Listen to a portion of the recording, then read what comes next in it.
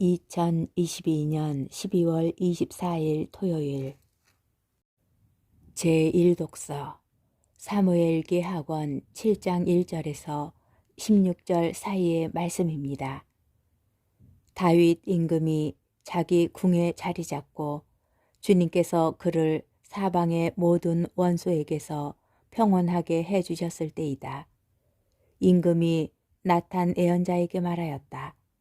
보시오, 나는 향백나무 궁에 사는데 하느님의 궤는 천막에 머무르고 있어. 나탄이 임금에게 말하였다. 주님께서 임금님과 함께 계시니 가셔서 무엇이든 마음 내키시는 대로 하십시오. 그런데 그날 밤 주님의 말씀이 나탄에게 내렸다.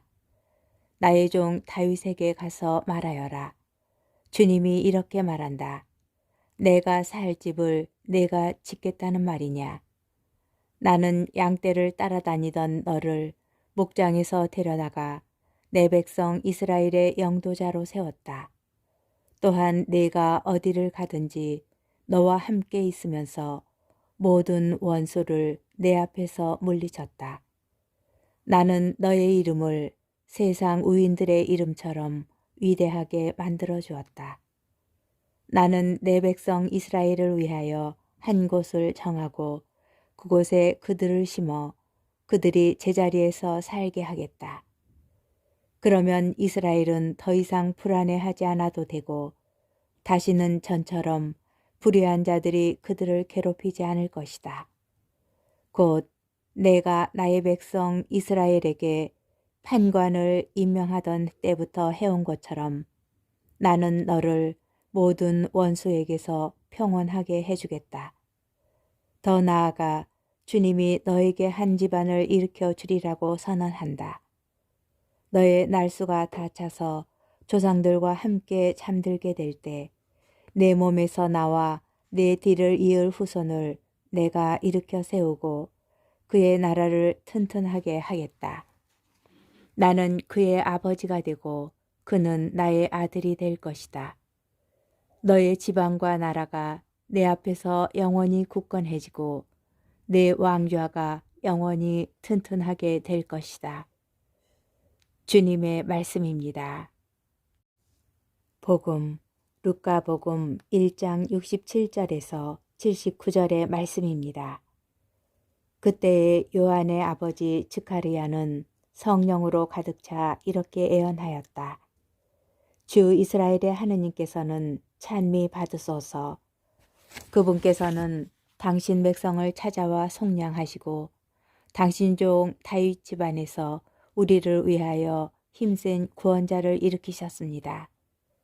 당신의 거룩한 예언자들의 입을 통하여 예로부터 말씀하신 대로 우리 원수들에게서 우리를 미워하는 모든 자의 손에서 우리를 구원하시려는 것입니다. 그분께서는 우리 조상들에게 자비를 베푸시고 당신의 거룩한 계약을 기억하셨습니다.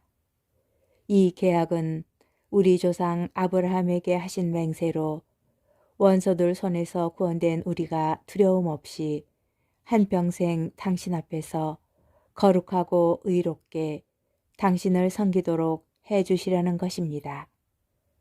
아기야, 너는 지극히 높으신 분의 예언자라 불리고 주님을 앞서가 그분의 길을 준비하리니 죄를 용서받아 구원됨을 주님의 백성에게 깨우쳐 주려는 것이다.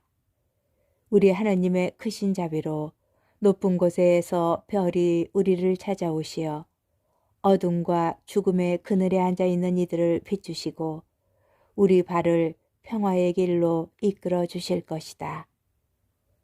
주님의 말씀입니다. 오늘의 묵상. 오늘 복음은 스가랴의 노래를 소개하고 있습니다. 이 노래는 앞선 본문 특별히 1장 59절에서 66절과의 관계에서 두 가지 기능을 합니다. 곧 하느님께서 베풀어 주신 자비에 대한 찬미를 표현하며 유다 산악지방 주민들이 아기에 관하여 제기한 질문에 답변하고 있습니다. 스가랴의 노래는 이스라엘의 하느님을 향한 찬양으로 시작합니다. 스가랴가 하느님께 찬양을 드리는 까닭은 하느님께서 백성들을 원수에게서 구하셨기 때문입니다. 하느님의 구원 행위는 그분께서 백성들에게 보여주신 자비와 아브라함에게서 출발하여 이어오는 계약에서 기원합니다. 노래의 전반부인 첫 번째 부분은 하느님의 구원 행위를 강조하고 그 근거를 설명합니다. 노래의 후반부에 해당하는 두 번째 부분은 하느님께서 구원 약속을 성취하시고자 계획하신 방법에 초점을 맞추고 있습니다. 하느님의 계획 안에 두 인물이 있습니다. 그 가운데 한 명이 세례자 요한입니다. 그는 하느님의 예언자로서 주님의 오심을 기다리며 백성을 준비시키시는 선구자입니다. 다른 한 명은 구원자 예수님이십니다. 스가랴는 높은 곳에서 찾아오는 별의 이미지를 사용하여 메시아의 탄생을 예언하고 있습니다. 스가랴의 노래는 마리아의 노래와 함께 하느님의 약속에 대한 응답을 보여주고 있습니다. 그 중심에는 하느님의 구원 약속을 완성하는 데 중요한 역할을 하는 아드님의 탄생이 자리합니다. 하느님의 자비를 체험하면서 살아가는 우리는 어떤 방법으로 응답하고 있나요?